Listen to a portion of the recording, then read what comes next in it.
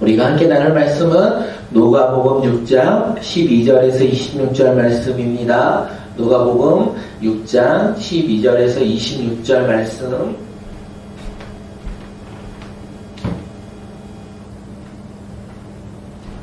우리 함께 읽도록 하겠습니다. 누가복음 6장 12절에서 26절 시작.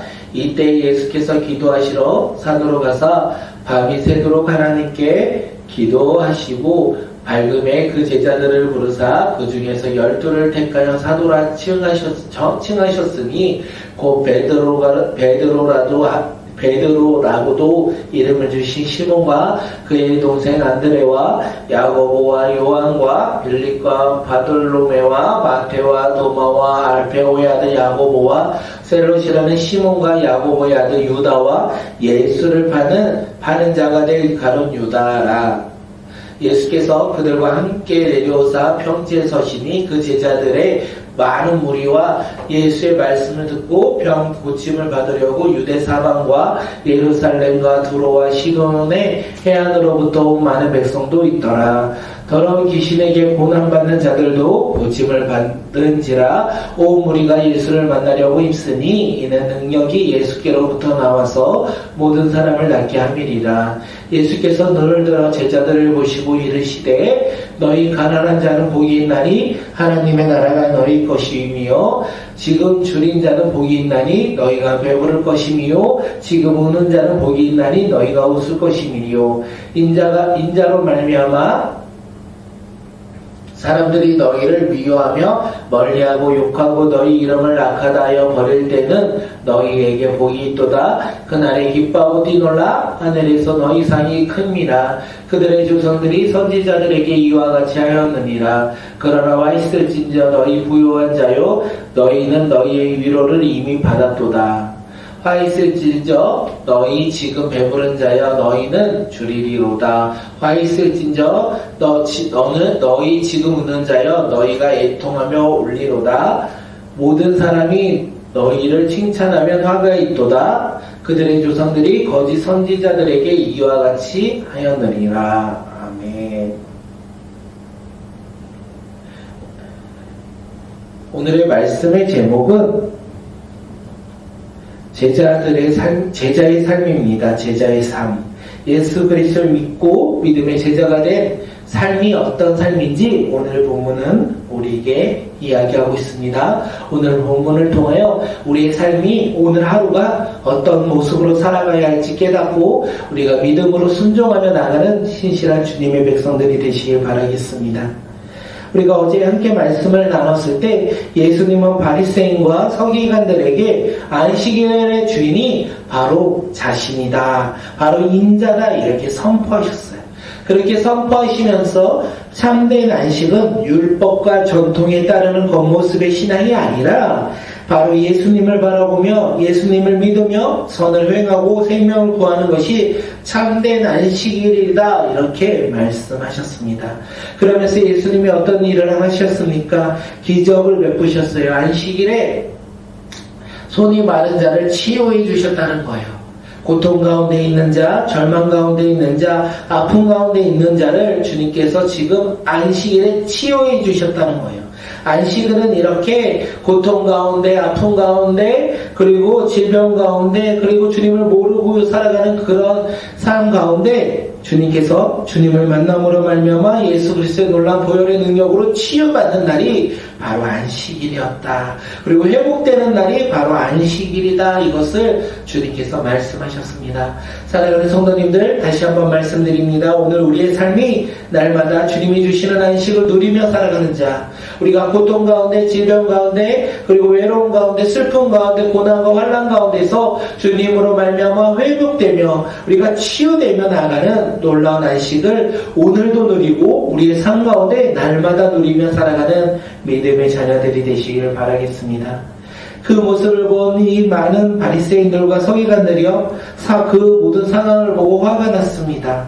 그리고 예수님께 분노하여 예수님을 어떻게 해야 할지 의논했다는 거예요. 예수님을 어떻게 죽일지 지금 그들은 의논했다는 거예요. 그 무렵에 주님께서는 자신을 지금 보고 화가 난 이 바리새인들 그들을 바라보면서 또한 수많은 사람들을 치유할 때쯤에 예수님은 산으로 올라가셨습니다. 산으로 올라가 밤이 새도록 하나님께 기도했어요. 잠깐 기도한 것이 아니라 밤이 새도록 그 아침이 밝을 때까지 하나님께 기도하며 나갔다는 거예요. 그렇다면 예수님은 과연 하나님과 무슨 기도를 하셨을까요? 어떤 큰 일이 있었기에 예수님은 하나님을 더욱더 붙잡고 나아가 기도했을까요? 우리는 알 수 없습니다. 예수님이 과연 어떤 것을 기도했는지, 또한 예수님이 날마다 이렇게 하나님과 깊은 교제를 하며 친밀함을 가지고 살아갔는지, 또한 그것이 오늘 밤이 새도록 기도했던 모습인지 모르겠습니다. 그런데 우리가 13절에 보면 기도한 이후에 하나님이 하나의 일을 행하신다. 하나님의 나라, 새로운 시대를 준비하신다는 건 알 수 있어요. 그것이 무엇이냐면 우리 13절 함께 보도록 하겠습니다. 시작. 밝음에 그 제자들을 부르사 그 중에 12를 택하여 사도라 칭하셨느니. 예수님은요, 하나님과 기도한 후에 제자를 부르시고 그 중에 12를 택하여 사도를 택하셨다. 하나님과 깊은 관계를 맺으시며 기도하신 이후에 예수님께서는 제자들 가운데 12를 택하고 사도를 택하셨다. 다시 말해서 예수님이 12를 사도로 택하셨다는 것은 어떤 의미가 있습니까? 시내산에서 하나님이 이스라엘의 12지파와 언약을 맺으신 것처럼 지금 예수님이요 12사도를 통하여 새로운 이스라엘 회복을 말씀하시고 계신다는 거예요. 12를 택하시고 사도로 세우는 것은 새로운 시대가 도래될 것이다. 그 도래된 시대에 나와 함께할 자들, 믿음의 백성을, 믿음의 제자들을 세우셨다는 거예요. 그런데 우리가 생각해보면 예수님은 새로운 이스라엘, 새로운 시대를 열어보자 하셨다면 충분히 누구의 도움 없이도 혼자 세우실 수 있고 열어가실 수 있는 능력의 하나님이 바로 예수님입니다. 그런데 예수님은요, 홀로 감당하지 않으셨어요.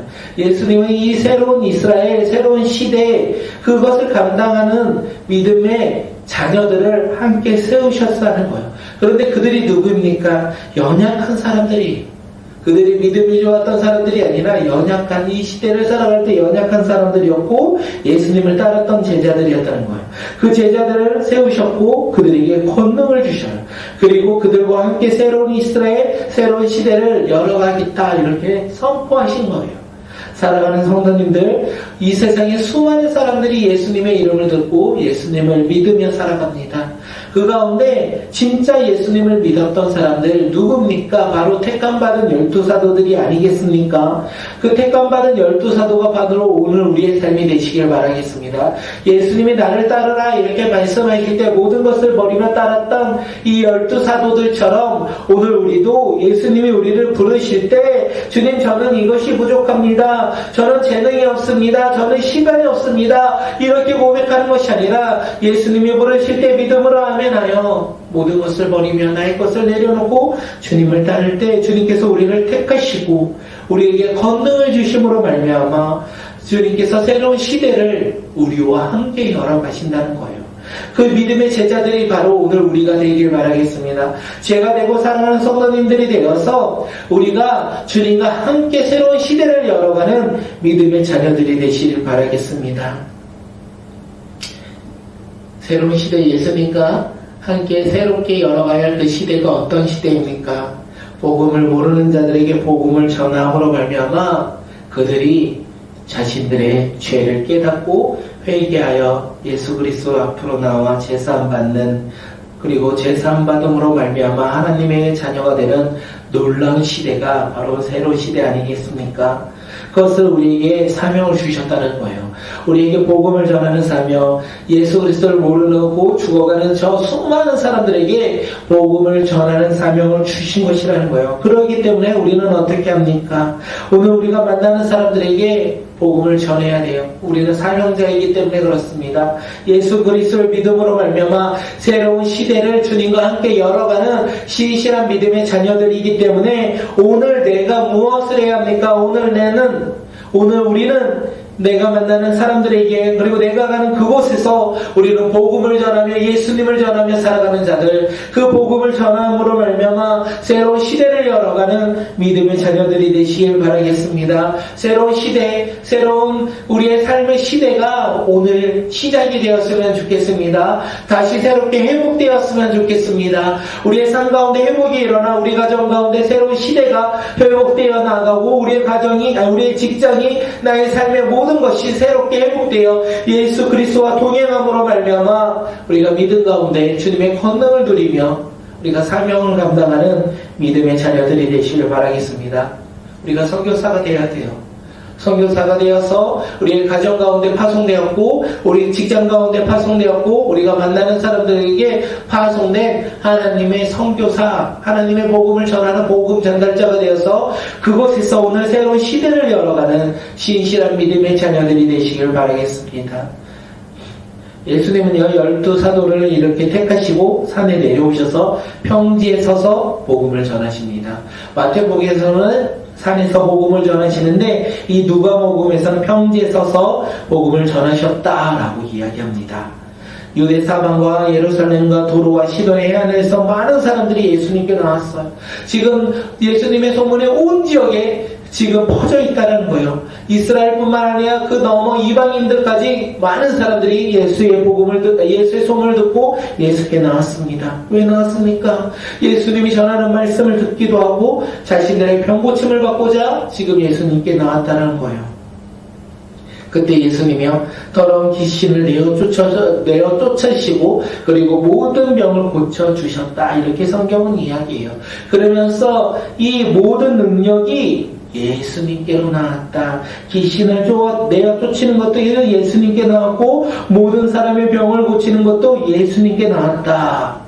예수 그리스도를 전함으로 말미암아 그들이 하나님의 복음을 듣고 회개하여 제사함 받아 이제 하나님의 자녀로 된 놀라운 새로운 시대, 이 시대에는 더러운 귀신을 내쫓고 모든 병을 고치는 시대가 바로 이 새로운 시대라는 것을 주님께서 보여주신다는 거예요. 새로운 시대에는 모든 능력이 예수님께 나온다는 것을 우리에게 말하고 있어요. 그리고 그 새로운 시대는 모든 능력이 예수님께로 나와 어디로 흘러가냐면 모든 사람에게 흘러간다, 이렇게 이야기합니다. 새로운 시대는 예수님을 믿음으로 말미암아 모든 자들이 구원받는 시대가 되었다라는 것을 우리에게 이야기하고 있어요. 우리가 이 이야기를 듣고 우리 삶 가운데 새로운 시대의 소망을 가지고 살아가는 자, 다시 한번 말씀드립니다. 우리가 모두 예수님을 믿고 구원받아 예수님의 능력이 우리 가운데 임하는 시대에 살고 있고 우리는 예수님의 능력으로 제사함받고 모든 질병으로부터 자유함을 얻는 이 새로운 시대를 누리며 전하며 살아가야 된다는 것이에요. 세상의 소망이 아니라 그곳에서 벗어나 하나님 나라의 소망을 품고 살아가는 새로운 시대의 삶이 바로 오늘 우리의 삶이 되시기를 바라겠습니다. 아픔이 있습니까? 치유되시기를 바라겠습니다. 두려움이 있습니까? 그곳에서 벗어나 주님과 동행하는 놀라운 행하심을 우리가 마음껏 누리며 살아가는 자, 근심과 걱정으로 세상 가운데 살아가고 있습니까? 그곳에서 벗어나 그곳에서 일어나 이제 주님이 주신 소망을 바라보며 주님이 주시는 꿈을 바라보며 살아가는 놀라운 회복의 믿음의 자녀들이 오늘 우리의 삶이 되시기를 바라겠습니다. 오늘 우리의 삶이 어떻습니까? 새로운 시대를 바라보며 새로운 하루를 바라보며 새로운 소망을 바라보며 예수 그리스도의 놀라운 능력으로부터 우리가 그 능력을 누리며 살아가는 놀라운 오늘 하루가 되시길 바라겠습니다. 예수님은 눈을 들어 제자들을 보셨고 그 다음에 복에 대한 말씀을 하셨어요. 병든 자를 치유하셨고 그리고 예수님께서 말씀하셨다는 건데 그게 어떤 거냐면 제자들에게 복에 대해서 말씀하셨다는 거예요. 제자들이 누리는 제자들의 복된 삶, 그 제자의 삶에 대해서 말씀하셨습니다. 예수님은요 제자들에게 가난한 자, 줄인 자, 우는 자는 복이 있다, 이렇게 말씀하셨어요. 세상에서 가난한 자, 줄인 자, 우는 자는 복이 있다. 이 세상에서 예수님을 따름으로써 가난과 주림과 울음이 그들을 따라오겠지만 하나님 나라에서는 그들이 어떻게 변화되냐면 부요와 배부름과 웃음이 있을 것이다. 이렇게 말씀하고 계신다는 거예요. 또한 예수님으로 인하여 세상의 미움을 받고 버림받을 때 제자들에게 복이 있다. 이렇게 말씀하세요. 그리고 그 하늘나라에서 그날에 기뻐하고 뛰는 만큼 하나님 나라의 상이 크다. 이렇게 말씀하셨습니다. 예수님은 제자들을 보시고 말씀하셨어요. 이 세상에서 가난하고 줄이고 우는 자는 복이 있다. 이 세상에서 부유한 것이 복이 아니라 예수님을 따름으로 말미암아 가난하고 줄이고 우는 자는 복이 있고 예수님의 이름으로 인하여 세상에서 미움받고 버림받을 때 하나님 나라의 상이 크다라고 말씀하시며 제자들의 삶이 바로 이런 삶이어야 된다. 이렇게 말씀하시요. 이와 반대로 예수님은 세상에서 부유한 자, 배부른 자, 웃는 자는 복이 아니라 화가 있다. 이렇게 말씀하셨습니다. 세상에서 부유한 자는 위로를 이미 받았고 세상에서 배부른 자, 웃는 자는 하나님 나라에서 줄이고 애통하며 울 것이라고 말씀하셨다는 거예요. 이 세상을 바라보며 세상의 기쁨을 가지고 살아간다면 하늘의 소망이 그에게는 없다는 것을 우리에게 이야기하고 있습니다. 사랑하는 성도님들, 우리는 예수님의 제자가 아닙니까? 제자로서 주님께서 오늘 우리에게도 말씀하세요. 우리가 잠깐 누리는 이 짧은 이 세상을 바라보며 부유한 자로서 배부른 자로서 우는 자로서 살아간다면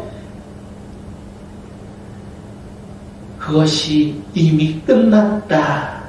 소망이 없다. 이렇게 말씀하시면서 이 세상에서 비록 우리가 살아갈지라도 예수님을 믿음으로 하나님의 나라의 소망을 가지고 살아갈 때 비록 고난이 있더라도 비록 환난과 좌절이 있을지라도 하나님 나라에서 부유하고 배부르고 그리고 웃을 것이다. 그리고 하나님 나라에서 큰 상이 있다는 것을 오늘 우리에게 말씀하고 계십니다. 사랑하는 성도님들, 우리가 하나님의 말씀을 듣고 어떻게 해야 되겠습니까? 오늘 우리가 순종하며 살아가는 자들이 되었으면 좋겠습니다. 제자의 삶으로서 세상을 바라보지 아니하고 하나님 나라를 바라보며 살아갈 때 비록 이 세상이 우리를 조롱하여고 우리가 이 세상에서 고난을 비록 당할지라도 우리는 우리를 구원하신 하나님을 바라보며 하늘 나라를 바라보며 하나님이 주신 이 복을 기대하며 소망을 가지며 오늘 하루도 세상과 싸워 이기며 나가는 신실한 믿음의 자녀들이 되시기를 바라겠습니다. 예수님은 제자들을 세우셨습니다. 그리고 그들을 택하셨고 그들에게 새로운 시대를 함께 나아갈 수 있도록 그들에게 권능을 주셨다는 거예요.